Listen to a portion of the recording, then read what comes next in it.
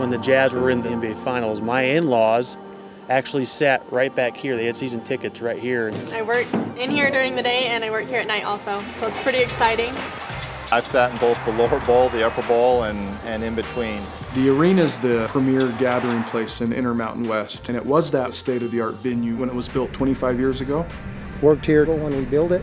I was a Jazz fan back then, and when the opportunity came to come back here and work on it again, I jumped at the chance. For us, the vision was how do we restore it where everybody would want to come and gather in that place again. And we needed a partner that we could trust, that we could be in the trenches with. We were able to have the conversation with Oakland. We knew that we had total trust in them. We talked about the start date, which is a little bit of an unknown. It just depends on when the Jazz season ends. Johnson with two, drives in, puts it up, gets the bounce at the gun, and the Jazz win game one. There are quite a few of us that are big Jazz fans and want to see him do good. Yes, puts up a tough shot. 5-9 run over the last 6.5 minutes to close out the Clippers. The longer the Jazz last, the shorter our timeline gets. We're already starting our overhead roughing here. The Jazz 11 seconds away from a Game 4 win. Right now, everybody's kind of just walking on eggshells, trying to get as ready as you can. Basically just getting organized and finding areas where we can work while the Jazz are still playing here.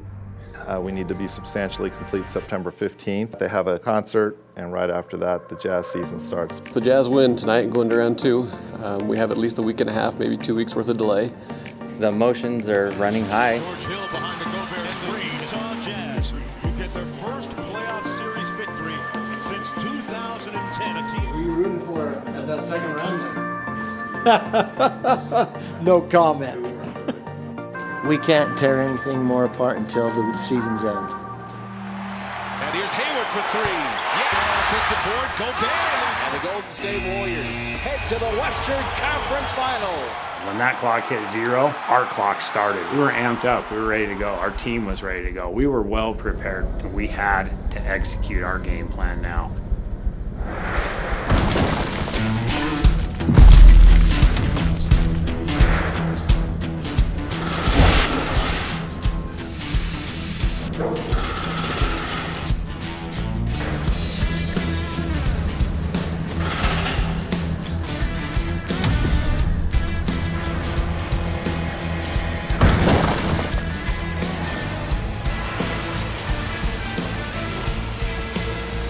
Ready to go the next day with the concrete court.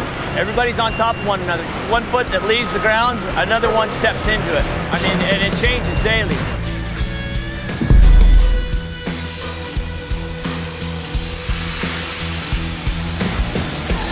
We've got guys making things safe for the demo and investigating current conditions of the arena to make sure that we weren't doing any work that would impact their front office. This volume of money would normally take 1.5 to 2 years to go through on a pretty aggressive schedule. We're going to roll it and get it done in 4 months. It's going to be a challenge for sure, but I think we can get her done.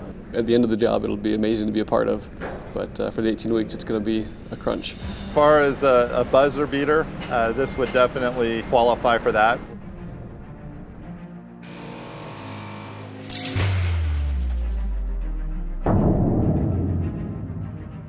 Utah Salt Lake is tight-knit community. Everybody that's got a skill is working right now, so it's very difficult to hire and attract new people. So right now we're 16 short. Yeah. We'll work on this first. I'll call Troy. And that's the thing, Raul can get guys here, in a day's time, but it's not fair to you, but we need to do everything we can. Talking with Troy, he says he's gonna get you 2 more guys here today. Obviously this deck's important for Monday. Would you still have enough room to get your gun in there? That'll work. To get this project finished up on time, you got to work with your subs. They got to trust you. You got to earn that trust. I'm really happy with our progress that we've made. Oakland's one of my favorite contractors to work with and thoroughly enjoy their team. So Palmer Crisp, great outfit to work with, bringing in a lot of people. So we provide the plumbing, the mechanical, so when the fan shows up to an event or a game, they're comfortable. Because of what Palmer Christiansen is doing, we're making everything better, everything's bigger. Working on level 2, doing the concessions and the restaurants, it's just been crazy busy. Calculations for us, the sizing of piping, everything's oversized. Everything looks ridiculous. These are the new beer and soda lines. The changes that come down the pipeline daily are tough. Level 3 just got 2 new bars added over the weekend. Everything's sheetrock below it.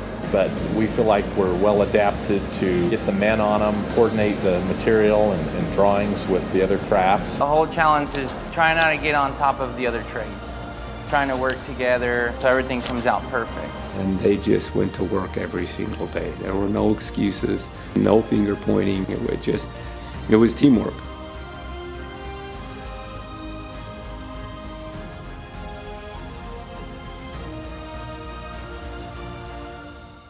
The old retractables are set to demo on Monday the 17th. We're trying to get the dimensions worked out to get the new cutback line for the new system. We're under a time crunch to get this poured tomorrow, so we will be working late.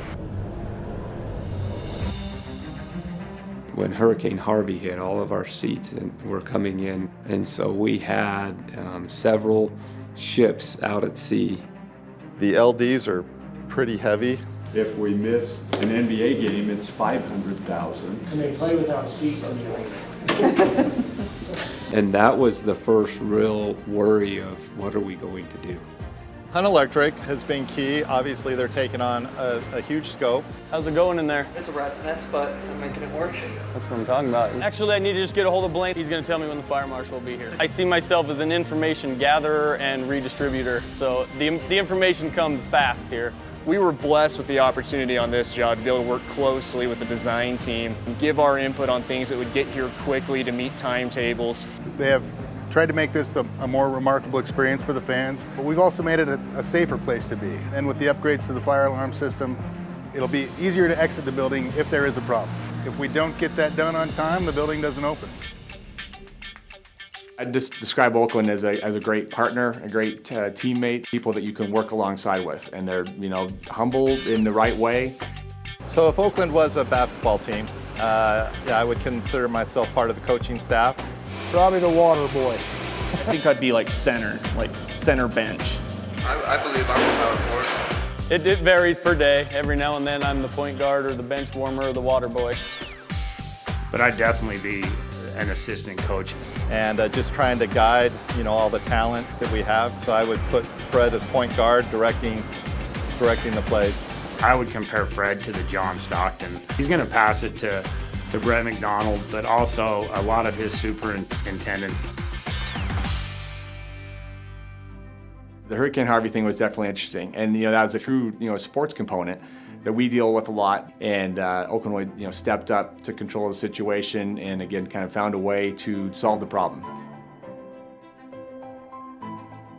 Wish we had more time, but at this point, we're down to the last seconds of the game and throwing that Hail Mary up from half court. Racing to the finish line. Guys have done a heck of a job. We're going to make the deadline. We're going to be serving food here Thursday night. Yeah, I've locked carpet going in today. Lights all hung. We've got to install the drivers and power it up.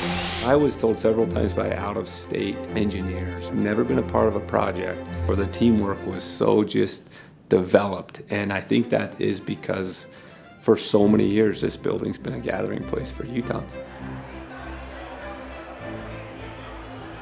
25 plus years ago, on a dream of Larry H. Miller and quite a bit of risk, they built this building in record time. Since then, 2 million people annually have been coming in here, and now in one summer, they have redone this entire building. It feels brand new.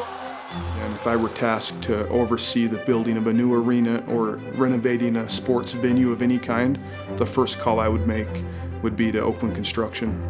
They came in and saved our project in a lot of ways. They also brought it in on budget, which is important. But they also created a remarkable experience for the Larry Miller Group because of the integrity that they displayed, because of the hard work, the stewardship that they showed over the project.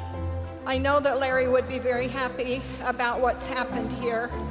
And I think if he were here tonight, he would say, let's fire this puppy up and see what she can do. Our hope is that people will come to the arena, that they will have memories that will last a lifetime, that over the next 25 years that we'll be able to hang a championship banner in the arena, and that everybody associated with this project and in our community will take great pride in the Vivint Smart Home Arena, and that it was an arena that rose again.